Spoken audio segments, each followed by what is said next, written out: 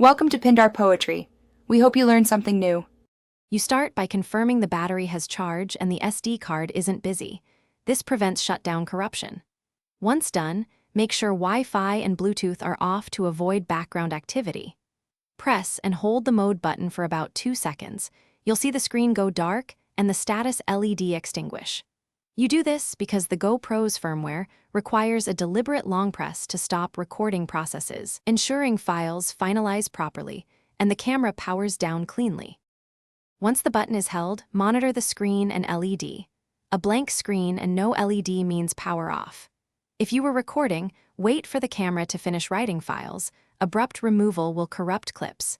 Make sure any external batteries, USB cable, or power banks are unplugged after shutdown. If the screen briefly shows a saving message, allow it to complete. You do this because the GoPro's file system needs time to close files safely before full power removal. You finalize by confirming there are no lights, no display, and no vibration. That's full power off. If the camera appears frozen or won't respond, reinsert the battery and try the long press again to trigger a reset. If still unresponsive, remove the battery for 30 seconds, then reinsert. This hard reset clears transient firmware hangs. If problems persist, try a different battery or check the USB port for debris. These steps resolve most power-off failures.